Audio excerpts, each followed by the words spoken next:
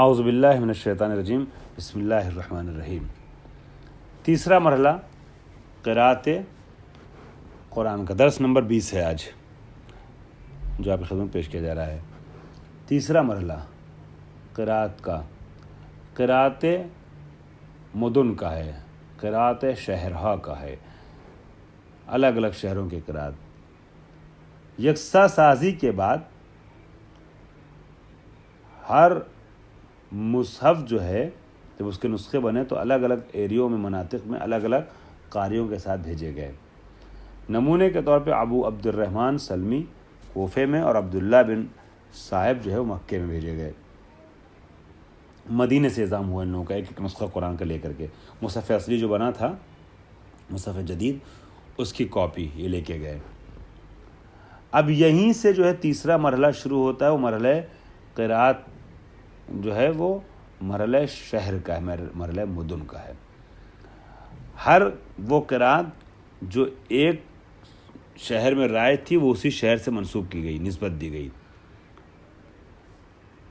مثلا قراءت کوفہ، قراءت بصرہ وغیرہ، یہ بصرے کی قراءت ہے، یہ کوفے کی قراءت ہے، یہ فلاں کی قراءت۔ یہ صرف قرآن کے لیے نہیں بلکہ عربی زبان میں اور بھی ادبی جو کلمات ہیں، جملات ہیں، سب کے لیے کہا جاتا ہے کہ بصرے والوں کی وہ قراءت کے اعتبار سے یہ ایسے پڑھا جائے گا، اور ان کے کوفے والوں کے نظریے کے اعتبار سے یہ ایسے ہے۔ ابن ہشام نے یہ کہا ہے، سیبویہ نے یہ کہا ہے، مورد نے یہ کہا ہے۔ تو الگ الگ شہر والوں کی الگ الگ قرآن کے علاوہ جو عربی کے کلمات ہیں ان کے بھی لہجے الگ ہیں اور ان کے بھی پڑھنے کے طریقے الگ ہیں۔ وہی حال قرآن کا بھی ہوا۔ چوتھا مرحلہ مدن سے ہٹ کر کے اوپر اٹھ کر کے اب ایک اور آگے کی منزل ہے، پیدائش نسل جدید از قاریان۔ ابھی تک تو وہی 10 20 25 سال 50 سال تک تو وہی قاری زندہ رہے، وہی قاری بڑھتے رہے، انہی کو دیکھ کر کے الگ الگ شہروں میں تلاوتیں ہوتی رہیں۔ لیکن اب تقریباً نصف سنچری، مور دین کوارٹر سنچری پار ہو جانے کے بعد پھر ایک نسل جدید سامنے آئی۔ جب نسل جدید سامنے آئی تو قراءت کا نیا مرحلہ سامنے آیا، نئے نئے قاری اور نئے نئے حافظ میدان عمل میں آئے۔ یہ مرحلہ جو ہے وہ قرن اول یعنی پہلی صدی ہجری کے دوسرے حصے سے شروع ہوتا ہے۔ 50 ہجری تک پہلا حصہ، اس کے بعد کا دوسرا حصہ، تو تقریباً 50 ہجری اور اس کے بعد کے یہ مراحل ہیں۔ یہاں پر جو ہے الگ الگ قاری سامنے آئے، نئے دور کے نئے قاری، ان کے قراءت کی وجہ سے بھی ذرا سی تبدیلی آئیں اصلی اور پرانی قراءت میں۔ اس دورے کے سرکردہ اراکین میں جو قراءت میں کے میدان میں بہت نامور ہوئے، بڑے مشہور ہوئے، ان میں نام جو ہے وہ مثلا سعید بن مسیب کا، عبید بن عمیرات کا اور مجاہد بن جبر کا لیا جا سکتا ہے۔ ان لوگوں نے جو ہے ذرا سا تحول اور تبدیلی ایجاد کی، ان کی وجہ سے تبدیلی واقع ہوئی۔ اس کے بعد مرحلہ پنجم آتا ہے، یہ بہت اہم مرحلہ ہے، دوران شکوفائی قراءت۔ اب یہاں پر میدان باز ہو جاتا ہے، میدان کھل جاتا ہے، ٹھیک ہے۔ ہر علم کے لیے ایک خاص دور درخشاں دور مانا جاتا ہے، نمایاں دور مانا جاتا ہے۔ مثلا ہم دیکھتے ہیں ہمارے دور میں آغا خوئی کا جو زمانہ ہے وہ علم و اصول کی پختگی کے لیے بہت اہم دور مانا جاتا ہے، چونکہ آغا خوئی نے علم و اصول کو عجیب بلندیاں عطا کر دیں، تو علم اصول کے لحاظ سے بہت پختہ دور مانا جاتا ہے۔ شیخ انصاری وغیرہ کا دور بھی رہا، لیکن بہرحال انہوں نے جو ہے وہ ایک الگ میدان باز کر دیا علم و اصول کے لیے آغا خوئی نے، ٹھیک ہے۔ اور ایک دور آیا تھا، کیا نام ہے، تاریخ نگاری وغیرہ کا، تو اگر آپ دیکھیں گے چوتھی صدی ہجری کے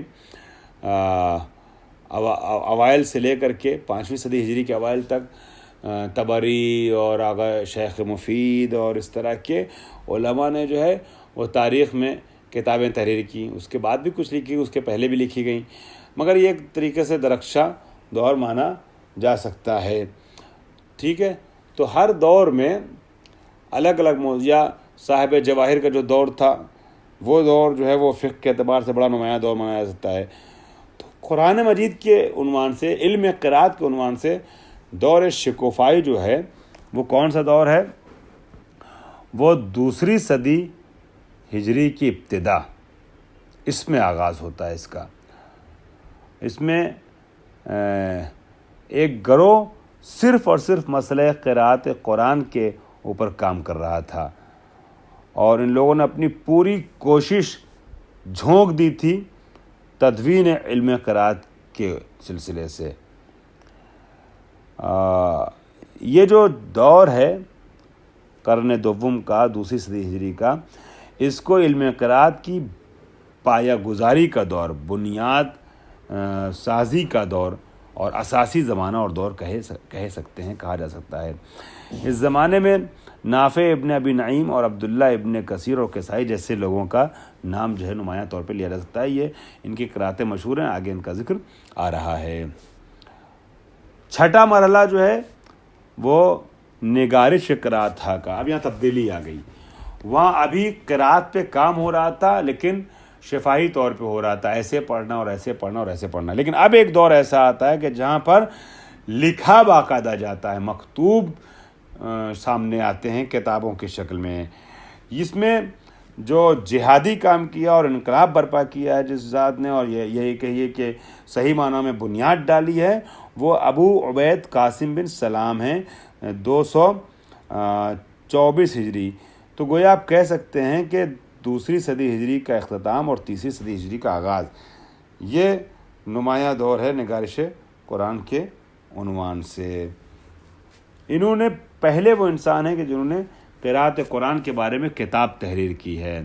شاہ بعد میں ابو حاتم سجستانی اور ابو جعفر طبری 310 ہجری، جن کا میں نے نام ابھی پہلے بھی پیش کیا تھا، مختلف موضوعات پہ کتابیں لکھی ہیں، تاریخ میں، تفسیر میں اور بھی علوم اور موضوعات میں۔ اسماعیل قاضی وغیرہ کا نام بھی لے جاتا ہے، انہوں نے اس موضوعات پہ کتابیں لکھی ہیں۔ اس طریقے دیکھا جائے تو علم قرات جو ہے وہ 2 صدی ہجری میں پایہ گزاری ہوتی ہے اس کی، یعنی بنیاد رکھی جاتی ہے، اور 3 صدی ہجری میں تدوین کے مرحلے میں وارد ہو جاتا ہے۔ تدوین یعنی تحریر، لکھنا، قلم بند کیا جانا، اس مرحلے میں یہ علم وارد ہو جاتا ہے۔ مرحلہ ہفتم، ان مراحل ہفتگانہ میں یہ آخری مرحلہ ہے۔ مرحلہ ہفتم محدود کردن قرات، قراتوں کو جو الگ الگ طرف بہی جا رہی تھیں، ان قراتوں کو محدود کیا گیا ہے۔ 4 صدی ہجری، ابن مجاہد نے کیا کام کیا 4 صدی ہجری میں؟ جو مختلف قراتیں ہو گئی تھیں، کوئی کیسے پڑھ رہا ہے، کوئی ویسے پڑھ رہا ہے، کوئی ایسے پڑھ رہا ہے، جس طریقے سے جس کا دل چاہ رہا ہے ویسے پڑھ رہا تھا قرآن کو۔ تو قراتیں مختلف شکلوں میں ہو گئی تھیں۔ ان تمام 10 طریقے قراتوں کو محصور کیا 7 قراتوں پہ، اور یہ کہا کہ قرآن مجید کی صحیح تلاوت جو ہے، صحیح قرات انہی 7 طریقوں سے بس مانی جا سکتی ہے۔ اور پھر بعد میں علماء کا اتفاق ہوا کہ ان 7 طریقوں کے علاوہ اگر کسی طریقے سے قرآن کی تلاوت کی جائے گی تو غلط ہے، یا ایسے پڑھا جائے یا ایسے یا ایسے۔ وہ 7 طریقے کیا کیا ہیں وہ اگلے جلسے میں کون سے 7 روایتیں ہیں، جیسے میں نے بھی اشارہ کیا تھا، روایت حفص عاصم، اس طریقے کی 7 روایتیں آگے درس میں انشاءاللہ بیان کی جائیں گی، ٹھیک ہے۔ اب اس کے بعد آئیے عوامل اختلاف قرات۔ اس درس کا 2 بخش تھا، مراحل قرات، پھر ایک عوامل اختلاف قرات۔ قرات میں اختلافات کیوں واقع ہوئے، اسے دیکھا جائے۔ جو یکساں سازی کی گئی تھی مصاحف کی، اس کا ہدف اور مقصد کیا تھا کہ جو الگ الگ قرات کے اختلافات ہیں، الگ الگ طریقے ہیں اور اختلاف قرات ہے، اس کو دور کیا جائے۔ لیکن زمانہ گزرنے کے بعد، کچھ عرصہ گزرنے کے بعد، مسلمان پھر سے دوبارہ سے اختلاف قرات کا شکار ہو گئے۔ کئی ایک اس کے عوامل بیان کیے گئے ہیں کہ جو اختلاف قرات کا سبب بنے، ایجاد اختلاف قرات کا سبب بنے، اس میں سے بعض کی طرف اشارہ کیا جا رہا ہے۔ کلی طور پر 4 محور ہیں، ایک ایک کر کے ہم دیکھتے ہیں۔ پہلی چیز کیا ہے؟ ابتدائی ہونا خط عربی کا۔ خط عربی شروع میں جو ہے وہ جب قرآن لکھا گیا تھا تو ابتدائی مرحلے میں تھا، وہاں پختگی نہیں آئی تھی۔ تو جب پختگی نہیں آئی تھی تو بہت سے الفاظ جو پڑھنے مشکلات ہوتی تھیں. مثلا نون جو ہے وہ آخر کلمہ میں جو ہے وہ رے سے مشابہ ہوتا تھا، تو اب فرق نہیں ہو پاتا تھا کہ یہ نون ہے کہ رے ہے، یا واو اور یہ جو ہے وہ ایک طریقے سے لکھے جاتے تھے، وہاں بھی مشکل ہو جاتی تھی. یا مثال طور واو اور یہ بغیر کسی وجہ کے حذف ہو جاتے تھے، بغیر کسی قاعدے و قانون کے گر جاتے تھے. تو جب گر جاتے تھے تو سمجھ نہیں آتا تھا کہ یہاں پر آخر میں اس کلمے کے واو ہے کہ یہ ہے جو گرا ہے. ٹھیک ہے. مثلا صالحو ہے جمع کا لفظ اور صالحل ہے مفرد کا لفظ. صالحون ہے اور صالحون اضافت کی وجہ سے عربی قاعدے میں نون گرتا ہے، تو صالحو المومنین کو ہم پڑھیں گے صالح المومنین، اور مفرد اگر پڑھیں گے تو صالح المومنین پڑھیں گے ہے پہ پیش دے کر کے، اور جمع کی شکل میں واو کے ساتھ ہے. تو یہ واو اور الف آج لکھا جاتا ہے تاکہ پتہ رہے کہ صالح المومنین جو ہے وہ واو اور الف کے ساتھ یہ جمع کے لیے آیا، اور صالح المومنین بغیر واو الف کے یہ مفرد کے لیے آیا ہے. ٹھیک ہے. یہ مشکل آتی تھی پہلے، بغیر وجہ کے گرا دیتے تھے جب چاہتے تھے، تو مسائل ہوتے تھے سمجھنے میں کہ کیا پڑھا جائے اس کو، یہ جمع ہے کہ مفرد ہے، یہ نہیں سمجھ میں آتا تھا. یا مثال کے طور پہ الف کو وسط کلمہ میں نہیں لکھتے تھے. مثلا سماوات ہے نا، تو سماوات ایسے لکھ دیتے تھے، سین میم واو تے لکھ دیتے تھے، یہاں مشکل آتی تھی. اس طریقے کے کچھ مسائل پیش آتے تھے پہلی والی، لہٰذا اختلاف قرات بھی پیش آتا تھا. یا مثال طور نمبر 2 نقطے اور حرکت نہیں تھے. جب نقطے اور حرکت نہیں تھے تو کلمات کی تشخیص بڑی مشکل ہو جاتی تھی. مثلا سین اور شین میں مسئلہ ہو جاتا تھا، سین پڑھیں کہ شین پڑھیں. یا مثلا علم ہے، اب علم جو ہے لفظ الف عین لام میم 3 طریقے سے پڑھا جا سکتا ہے. عالم و مضارع کے صیغے کے ساتھ یعنی میں جانتا ہوں، علم امر کے صیغے کے ساتھ یعنی جانو، عالمہ ماضی کے صیغے کے ساتھ یعنی اس نے جانا یا بتایا. تو اب یہ والی جو آیت ہے قال علم یا قال عالم ان اللہ یا علی کل شیء قدیر، اب ایسی آیتوں کو پڑھنے بڑی دشواری ہوتی تھی کہ عالموں پڑھا جائے کہ علم پڑھا جائے کہ عالمہ پڑھا جائے. یہ مسائل پہلے آتے تھے جب حرکات نہیں ہوتی تھی اس کے اوپر، تو اس لیے اختلاف قرات بھی پیش آتا تھا. لہجے مختلف ہوتے تھے جس کی وجہ سے اختلاف قرات پیش آتا تھا. کسی کا لہجہ کچھ ہے، کسی کا لہجہ کچھ ہے. اس میں مثلا نعبدو کو بعض لوگ نعبدو پڑھتے تھے، اب نعبدو اور نعبدو وہاں پر مسئلہ پھنستا تھا کیا ہے. کچھ لوگوں کے لہجے میں نستعینو کو نستعینو پڑھتے تھے، ابھی بھی بعض علاقوں میں ایسا ہوتا ہے. ٹھیک ہے. پیش کو زیر پڑھ دیتے ہیں، زبر کو زیر پڑھ دیتے ہیں، بعض جگہ ہے عربی میں ہمیں نے دیکھا ہے. قبیلہ بنو تمیم جو ہے بالکل ہی برعکس. آپ نے سنا ہوگا بہت لوگ لکھنؤ کو نکھلؤ کہتے ہیں، تو قبیلہ بنو تمیم کا یہ حال تھا. سوائق بجلی ہے نا، سائقہ کی جمع سوائق، سوائق کو سواقع کہتے تھے، یہ نکھلؤ کہنے لگے یہ لوگ. اور بعض اوقات ایسا ہوتا تھا کہ قاری جو تھے وہ اپنے سلیقے کا اعمال کرتے تھے.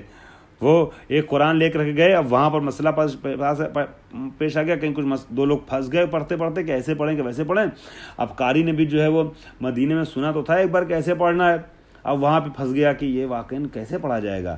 تو اس قاری نے کیا کیا، اپنے دماغ سے جو قاری اعزام کر کے گیا تھا قرآن کے ساتھ، بصرہ مکہ وغیرہ تمام دمشق، اس قاری نے اپنی عقل بھیڑا دی.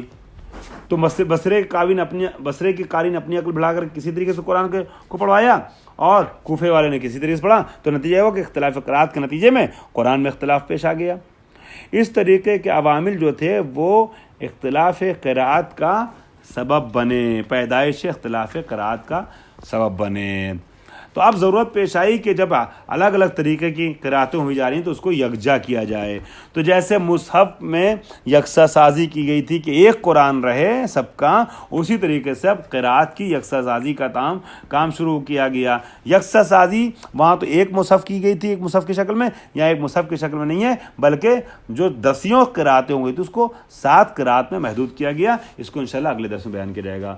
واخر دعوانا الحمدللہ رب العالمین.